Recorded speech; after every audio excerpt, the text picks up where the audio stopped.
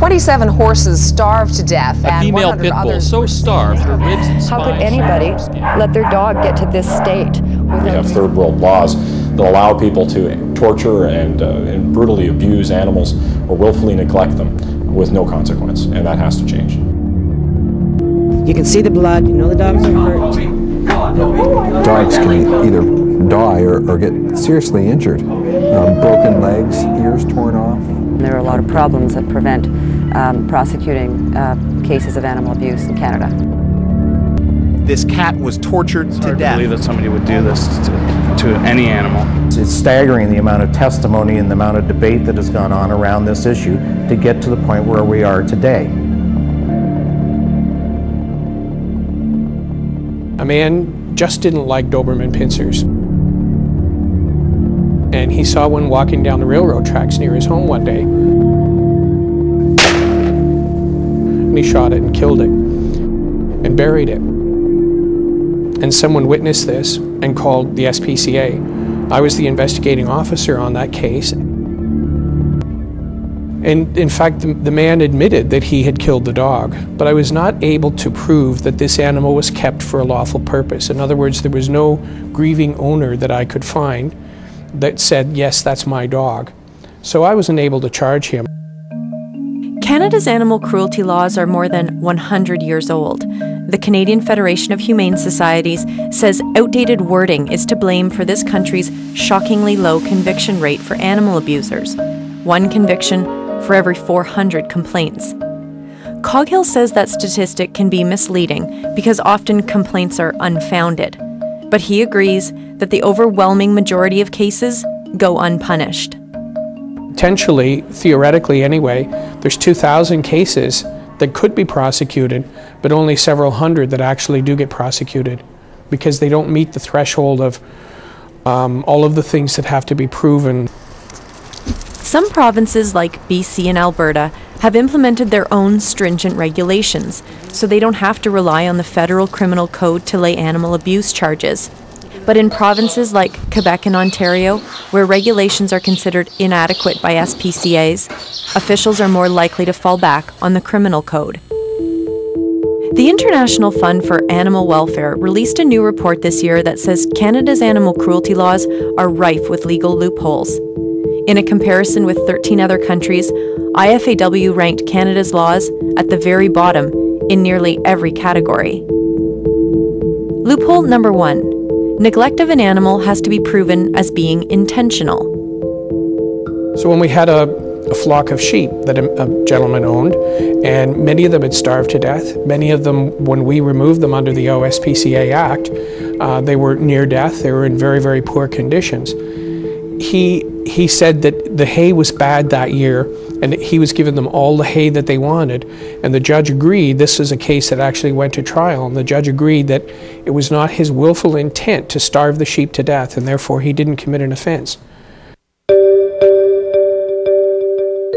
Loophole number 2. Wild animals and strays have almost no protection under the law. Here's an example. In September 2003 in Wakefield, Quebec, Dennis Ryan snatched a baby bear cub from its mother on his personal watercraft. As the animal struggled to get away, he beat it, held it underwater, and drove over it.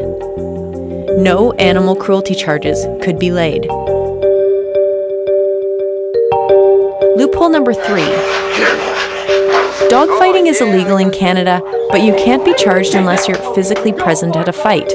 This means there's no penalty for breeding, training, or otherwise profiting from animal fights.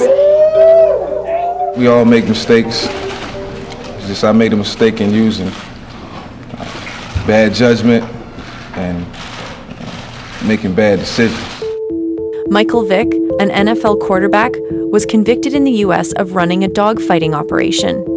Activists here say if he lived in Canada, he'd be a free man.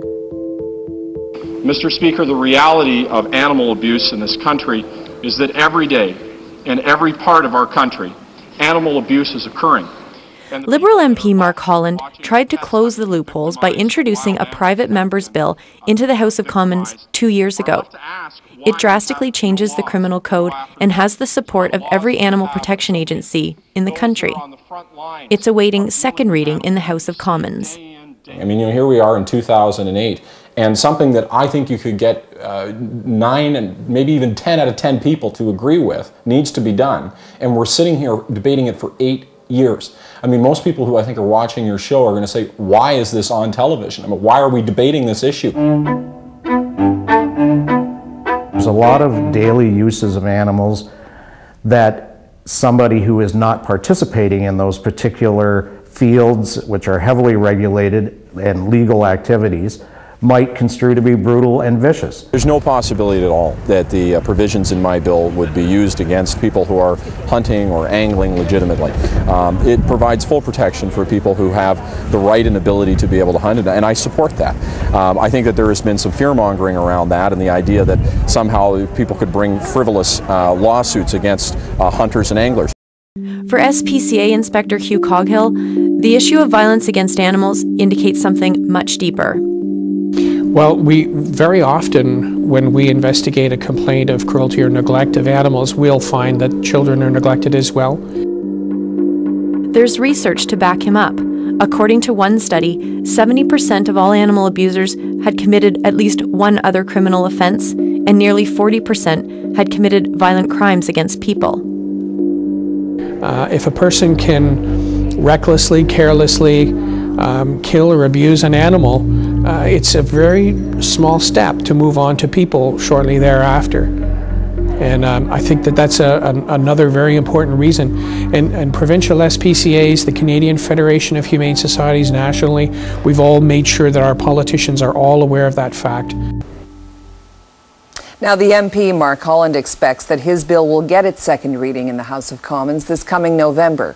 Meanwhile, Ontario is amending its Animal Cruelty Act, mimicking the more stringent regulations found in British Columbia and Alberta.